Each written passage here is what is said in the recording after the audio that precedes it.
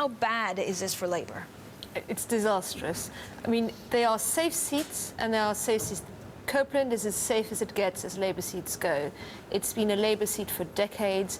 This is going to be a real blow to the Labour Party, and it looks very, very bad for Labour's standing in the working class sort of heartlands of Britain, which traditionally have been their strongest support base. So what are the chances of Jeremy Corbyn, the leader of the Labour Party, resigning over this? That's a million-dollar question. You know, Corbyn has weathered so many storms. He's had his entire team quitting on him more than once. He's faced calls for a leadership challenge. He's, in fact, surmounted and survived a leadership challenge. Unless he decides to step down, there's no reason for him to go, because the system effectively maintains him until he makes that decision. What does it mean for Theresa May? First of all, I guess her negotiating power with the EU. Does it mean that she even has more legitimacy than she did 2 weeks ago? And could it mean that she's in power for much longer? Well, the Conservative government weren't particularly worried about the opposition. Now, I don't think they even think it exists anymore. It is great news for Theresa May, because she is worried about her very small majority in Parliament, which is now strengthened.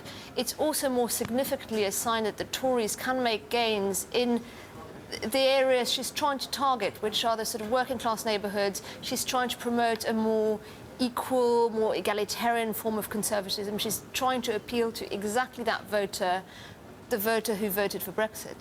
Rick, how do you look at things like this, like such as the by-election, and does it actually have an impact in how she deals with Brexit and therefore into your world of investment?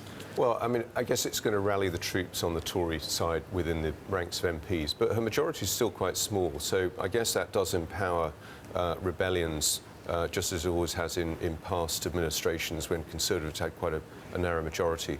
And so it means the Brexit stakes get pretty high, because the risk of a rebellion is always going to be there.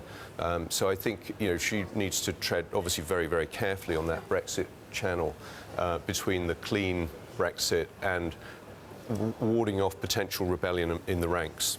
What would be Theresa May's main concern when it comes to UK citizens? Is it inflation? I'm going to bring you also over to my chart. So we talk about inflation. We saw that Mark Carney said he will look through inflation. Then today we had this very nice little chart saying retailers' selling price expectations, which is a way, of course, of them passing on the increased costs that they have through inflation, will rise. And you can see the trend over the last couple of weeks is actually quite stunning.